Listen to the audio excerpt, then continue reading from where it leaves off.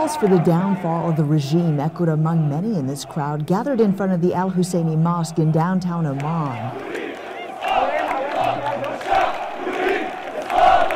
Dubbed the Day of Anger, Islamists joined with independent activists and youth movements in expressing their anger over the Prime Minister's decision to lift subsidies on fuel products, including gasoline, diesel, and cooking oil.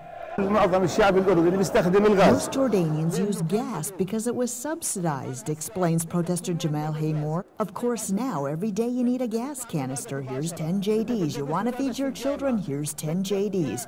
People cannot take it anymore. While many demonstrators joined in the chants against the king, this one sang, "Let all the Jordanians hear Abdullah lost legitimacy." Not everyone in the crowd repeated refrains in which the king was mentioned directly by name. Jordanian law provides punishment of up to 3 years imprisonment for insulting the king. In addition, leadership of the country's largest opposition party, the Islamic Action Front, reiterated over the weekend that it's calling for regime reform, not the downfall of the regime. Those who spoke on camera during Friday's protest said the solution was not the removal of the king, but a reversal of the recent decision to lift the subsidies on fuel. Go back and revoke the law of expensive prices that the Jordanian citizens are suffering from, says Abdel Al-Rahman Kassaouni. 25-year-old university student Wissam Rubehat suggests that the reason the rhetoric has ratcheted up a notch with chants against the king is anger over the lack of real change. Jordanians have been on the streets for 23 months now, he says. We didn't find any response to any of the demands, political or economical. 75-year-old Ali Nimr Al-Harasi's agrees.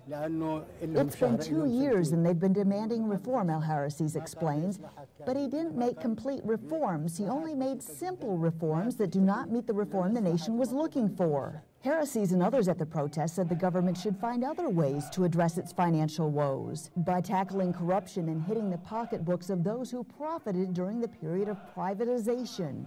Many of the people that we spoke with out here on the street say that efforts by the government to try to assist the lower-income families through direct cash payments to compensate them for the increase in the cost of fuel don't go far enough. It's not enough, says father of two, Basil Aref Ibrahim. They will give it to you the first month, the first 2 months a year. Then they will fool you because they have a history. The past is not promising. That's why I don't trust them. Not everyone is upset at the government. A small group of so-called regime loyalists gathered immediately after the protest to voice support for the monarchy, chanting, "Long live the king." Honestly, the government is under pressure, explained 63-year-old Nidham Ibrahim Mashraf. I know that, and it tried to help and support the value of the Jordanian dinar so it can keep its value. They studied the situation, and we as a nation, we must forgive them. We must help the government. We are one family in Jordan. But with more protests planned in the days to come, the future of that one family in Jordan remains unclear. Reporting from Amman, Jordan, I'm Amy Hybels.